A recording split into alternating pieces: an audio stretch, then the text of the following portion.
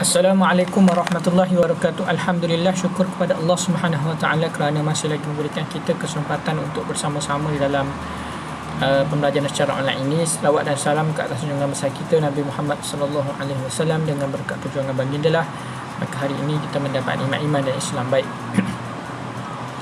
Terus kepada pelajaran pada hari ini, pada minggu lepas kita telah mengulangi mengenai kepentingan pembiakan tumbuh-tumbuhan. Okey, ada yang nak buat pokok, ada nak buat kabinet, okey, untuk haiwan, makanan haiwan dan sebagainya. Kita dah belajar pada minggu lepas di mana pentingnya tumbuh-tumbuhan ini. Jadi kita nak belajar pula pada hari ini adalah mengenai sikit je mengenai tumbuh-tumbuhan, iaitu mengenai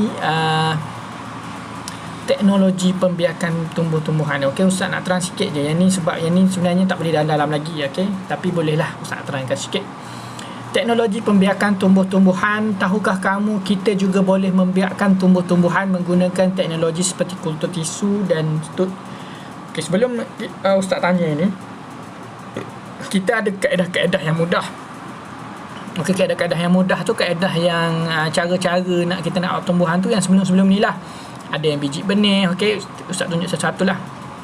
Okey, ada yang biji benih, ada yang anak pokok, ada batang bawah tanah, ada spora, ada keratan batang, ada daun. Ini adalah natural. Maksudnya semula jadinya memang macam tu. Okey, secara naturalnya, secara macam tu Allah buat macam tu.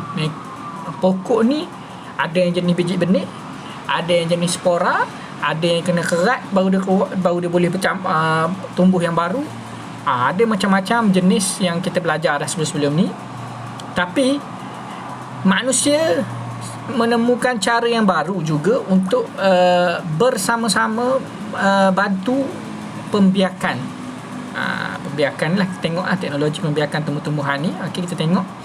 Yang pertama sekali dia panggil kultur tisu. Kultur tisu ni maksudnya kita ambil tisu, bukan tisu lap muka, tisu basuh tangan apa semua tu, bukan. Di tisu ni maksudnya dipanggil sel lah. Bahasa mudah ni kita ambil kulit sel, dia tak adalah sel-sel yang kecil, tapi kita ambil tisu tu, sel tisu ataupun sel tisu tu daripada tumbuh-tumbuhan, sama ada daun dia ke, okey, kita ambil batang dia ke sikit, ambil tisu lah, ambil tisu tu maksudnya apa? Nipis lah, benda yang nipis, benda yang kecil je. Jadi kita tengok gambar tu lah. Okey, kultur tisu dulu, kita tengok tisu. Kultur tisu boleh menghasilkan pokok baru daripada tisu pokok yang diletakkan dalam nutrien. Okey, dia akan ada satu bekas nutrien, okey, seperti dalam gambar ni lah. Okey, seperti dalam gambar ni. Okey, okey, seperti dalam gambar ni lah. Kita tengok dia akan ada satu pinggan, di mana pinggan itu, okey, pinggan itu adalah tempat dia letak nutrien. Banyaklah nutrien, vitamin apa semua yang sesuai untuk tumbuh-tumbuhan yang ada. Dia punya list tu nantilah. Itu belum tahap lagi untuk kamu tahu. Tapi yang pentingnya tengok sini dia ambil lah. Okey, dia ada. Okey, dia ambil daripada pokok. Allahumma salli ala Sayyidina Muhammad. Minta maaf Sekejap ambil masa sikit lah, lambat. Okey, yang ni dia ambil daripada pokok ni kan.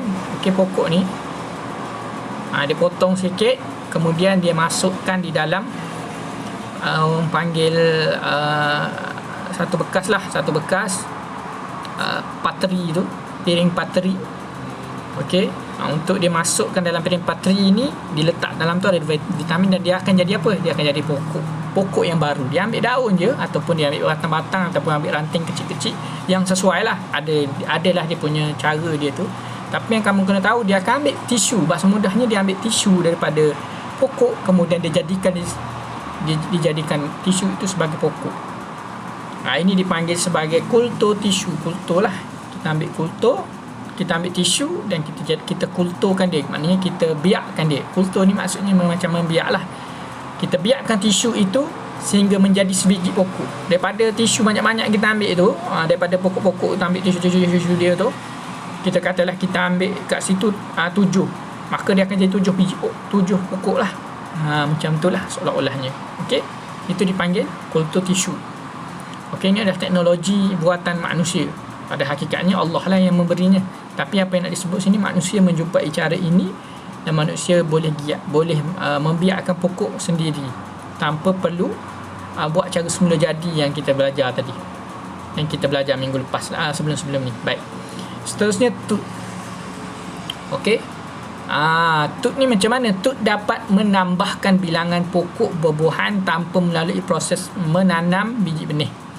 Contohnya ialah pokok mangga. Okey, kita tengok tadi lah, yang ni adalah pokok pisang dan pokok orkid lah. Dia bagi ni adalah pokok pisang dan pokok orkid. Biasanya orang buat pokok pisang lah untuk penanaman industri pertanian.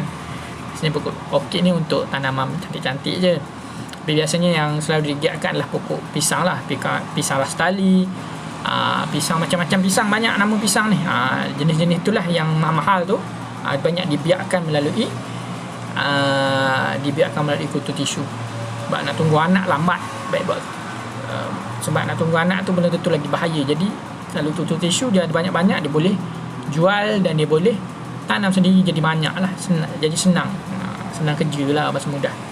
Okey, tut dapat menambahkan bilangan pokok buah-buahan tanpa melalui proses menanam biji benih. Okey, ni kita kena faham. Tut ni dia tak guna biji benih, tapi biasanya pokok yang digunakan tu pokok buah lah. Di banyak pokok buah. Orang tak buat pokok-pokok pokok bunga ni jarang lah orang buat. Yang buat biasanya pokok buah, sebab orang panggil dia nak menanam di atas badan orang lain. Okey, contohnya pokok mangga dan pokok limau kasturi lah. Kita tengok. Okey, memula sekali orang panggil dia guna pisau ni. Pisau ni dia buat apa? Pisau ni dia toreh, dia buang kulit dululah, kulit pokok tu. Kemudian dia letak orang panggil apa? Dia punya ni biji, bukan biji benih. Dipanggil ni lah tisu ataupun tisu daripada pokok lain, diletakkan pada batang ni. Payah nak ayat dia tu. Okey, bila letak pada batang ni kita ikat supaya tidak di kuman ataupun serangga masuk lah makan. Selepas 3 minggu kita akan potong dan kita tanam baru. Kenapa? Dia akan keluar pokok. Dia akan, bahasa mudahnya, dia akan menjadi orang panggil kita tak ambil biji benih pokok. Contoh pokok mangga, kita tak ambil biji benih. Jadi kita ambil batang dia sahaja. Sebenarnya pokok mangga tak boleh kerak atas batang. Kita ambil ranting pokok mangga. Contoh pokok mangga, kita ada buah, mestilah dibiarkan melalui biji benih dia tu. Contoh biji benih dia, ni nak bagi faham lah, senang. Okay, biji benih dia tu, biji benih pokok mangga kita ambil, kita tanam dalam tanah, dia akan keluar jadi pokok mangga yang kedua. Contoh, baru dah ada 2 biji. Itu cara biasa, cara yang semula jadi. Tapi cara teknologi tak. Teknologi macam mana dia buat? Dia hiris dulu, kemudian dia letaklah dalam baja. Tak silap ustaz, baja lah. Nanti dia akan letak baja ataupun satu perkara yang boleh ni, dan dia akan tadi ustaz sebut dia letak ni, bukan benih lain. Dia bukan letak benih, silap, bukan benih tu yang lain. Okay, yang ni tut ni dia letak apa, macam baja lah, supaya bila dia letak satu baja ataupun tu, dia supaya orang panggil mengakarkan dia lah, bahasa mudahnya, jadikan dia ada akar. Dan dia apa yang keluar, dia balut. Kenapa balut? Supaya tak jatuh lah kalau hujan ke apa. Itu sebenarnya bukan daripada serangga. Yang tu lain, yang tu teknologi lain. Teknologi lain lah. Ada teknologi tu. Di Thailand selalu buat benda tu lah untuk buah-buahan. Tapi itu bukan teknologi pembiakan, itu teknologi ada teknologi lain lah, nanti ustaz sebut. Okay, nanti ustaz akan bagi tahu lah. Untuk tu bidang pertanian ni agak berat juga. Okey, kemudian selepas 3 minggu apa? Kita akan potong dan kita boleh tanam dekat tanah, dia keluar pokok lain. Asalnya kalau kita ambil, kita potong terus, kita letak, itu tak akan keluar. Tapi bila kita buat cara ni, dia akan keluar. Dia ada cara-cara dia lah. Jadi tut ni dengan kultur tisu, untuk peringkat kamu kena tahu tu nama je. Kultur tisu ni dia ambil tisu dan letak dalam nutrien untuk dibiarkan. Yang ni pula dia potong dan dia potong akar, potong ranting, ataupun dia bukan potong ranting, dia keluar, kena tunggulah letak baja, kemudian dia akan potong, maknanya letak nutrien lah, letak nutrien dekat pokok tu sendiri, lepas tu dia potong dan tanam lepas 3 minggu atau 4 minggu lah. Okey, itu sahaja daripada Ustaz. Jadi Ustaz nak suruh buat latihan daripada muka surat 45 sampai habis sampai habis tajuk tumbuhan. Jadi setakat itu sahaja. Assalamualaikum warahmatullahi wabarakatuh.